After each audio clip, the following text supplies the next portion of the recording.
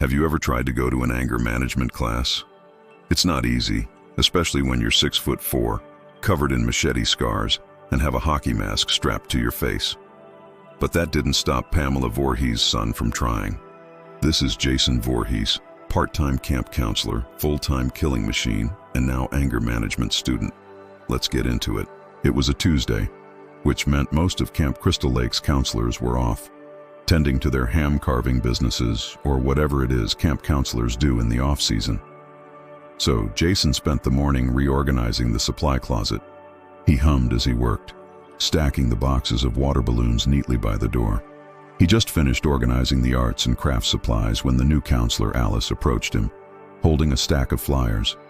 "We've got a full schedule this week," she said, handing him one. "Karaoke night, dodgeball practice, magic show."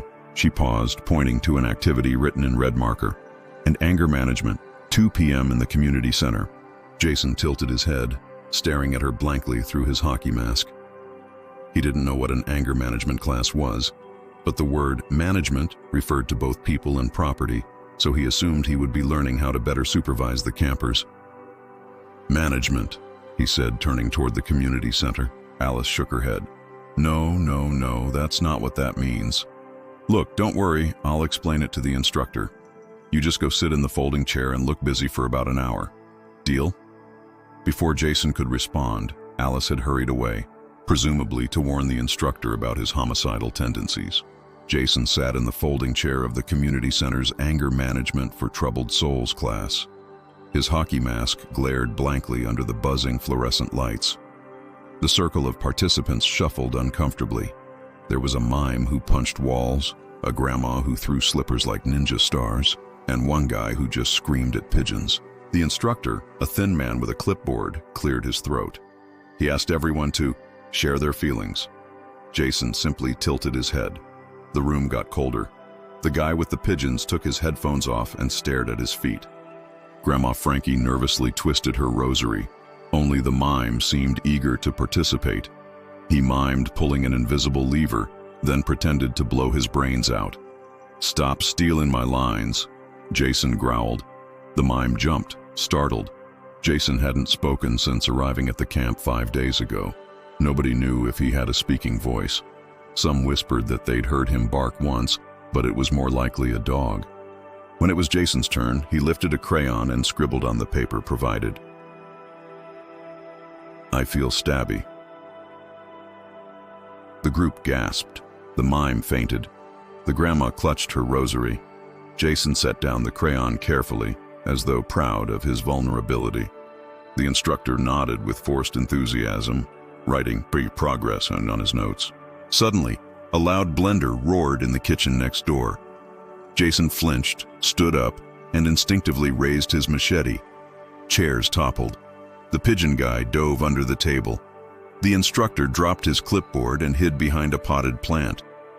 Grandma Frankie screamed, "Run, you filthy animal, run!" and hurled her walker toward Jason. He sidestepped it easily and settled back down. For the first time in his unholy existence, Jason Voorhees had chosen not to kill anyone. Well, not yet anyway. The group applauded nervously. The mime never woke up. Jason joined the other activities that afternoon, trying to put the incident in the community center behind him. At karaoke night, he sang a surprisingly moving rendition of "My Heart Will Go On," despite the fact that he couldn't actually see or hear. Then he played a spirited game of dodgeball, managing to catch every ball thrown at him, even the ones intended for the guy with the pigeons. After the magic show, which featured mostly card tricks and volunteer rabbits, Jason found himself back in the community center. Alice was sitting in the folding chair, patiently waiting for him. "How was that?" she asked. Jason shrugged. "They didn't have any heavy bags, so I don't know," he said, gesturing to the stack of flyers in her hands. "What's tomorrow's schedule look like?" "Oh, well, tomorrow is a double feature. We're going to the movies," she said, unfolding a sheet of paper. "We're seeing Waitress. Do you know that one? It's about a pregnant waitress who makes pies." Jason's expression didn't change, but he let out a low whistle. Waitresses made pies. He knew a girl named Shelley who also made pies. She used to make him cherry pie when he came over to watch wrestling on TV. They were dating at the time, but then she went to college to learn how to become a mortician. Jason had never seen a mortician make a pie. Now he was curious.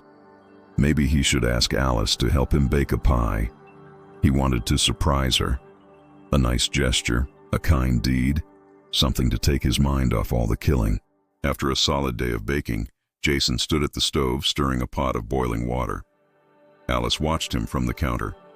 "Are you sure you know what you're doing? I mean, you're using your bare hands," she said, gesturing to his meat cleaver and machete, both resting against the counter. "You can use a whisk. Used to make jam with my mom," Jason explained, adding a scoop of ice cream to a bowl. She used a whisk.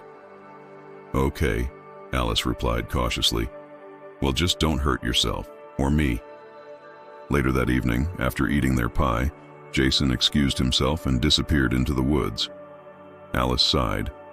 She knew what she had signed up for when she became a camp counselor, but she wasn't prepared for how much effort it would take to keep this guy alive.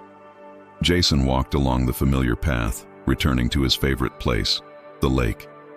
He dipped his hand in the water, letting the cold shock register up his arm. Someone was splashing around in the shallows, screaming and laughing. Jason recognized the camper, Little Debbie, but he couldn't remember her name. He decided to surprise her. Little kids loved it when Jason surprised them. He remembered how Tommy Jarvis used to beg him to scare him just to see Jason in action. "Surprise, bitch," Jason would say, brandishing his machete, and then Tommy would pass out. But Jason wasn't thinking of hurting anyone tonight. Instead, he thought of giving someone a present. He picked up a large flat rock and skipped it across the surface of the lake. Little Debbie screamed and scrambled back onto the shore. Jason waved at her. She screamed again, then started running around the lake in circles. Jason smiled. She looked fun. He stayed at the lake until dawn, watching the sky change colors and listening to the frogs croak. He could still hear Little Debbie playing in the distance. When he returned to the cabins, he noticed a figure sleeping in one of the bunks. Jason recognized the red hair and freckled face, but couldn't recall her name. Maybe it was Vicky or Tina, or maybe Tracy. Jason had never been good with names. He walked closer and heard the girl sniffling in her sleep. Jason felt a pang of sympathy. He remembered how he used to check in on his mom at night, even after she died. Sometimes he still tried to tuck her in. He knelt beside the bed and gently shook the girl's shoulder. "Wake up," he said softly. The girl shot up, eyes wide. Who are you?" she whispered. "Jason," he said. "You want to play hide and seek?" The girl shook her head vigorously. "No, thank you," she whispered, scrambling out of bed. Where's the bathroom?" "That way," Jason said, pointing down the hall. "First door on the left," he added, noticing she was clutching her stomach. The girl dashed to the bathroom and Jason stood outside the door listening intently. A few moments passed. Jason tapped his foot impatiently, then pushed the door open. He peered inside and saw the girl on the floor, doubled over in pain. "You okay?" he asked. She looked up, tears streaming down her face. "No, I don't think I am," she whispered. Jason stared at her for a moment. He remembered when his mom would get sick and he would try to help her. He never had any idea what to do, but he always meant well. Kneeling beside her, Jason took off his hockey mask and gently placed it on the toilet. He ran to the supply closet and grabbed the first aid kit. As he rummaged through it, he found a tube of cold cream and applied it liberally to the girl's forehead. "Better?" he asked. She nodded weakly. "Want some pie?" he asked, remembering the one he and Alice had baked that afternoon. She managed a weak smile. "Sure, why not?" As the sun rose that morning, Jason walked down to the lake to find Alice. She was already there, sitting on a log and feeding the ducks. Jason cleared his throat. "Want to build a snowman?" he asked. Alice glanced up, surprised. "We're in July. It's 85 degrees out. And besides, I really need to talk to you about those boundaries I mentioned last night." "Can't build a snowman," Jason replied. "You want some pie?" She sighed. "Yeah, sure," she said, taking the pie from his hands. "So, how did she like the cold cream?" Jason shrugged. "She liked the pie," he said, watching the ducks fight over the crumbs. Right, Alice replied with a sad smile. Right. Well, let's go check on her before we eat. Together, Jason and Alice walked toward the cabin, two unlikely friends united by their love of pies and troubled teens. And that, dear viewer, is the story of Jason Voorhees, part-time camp counselor, full-time killing machine, and now part-time angry management student. Thanks for watching.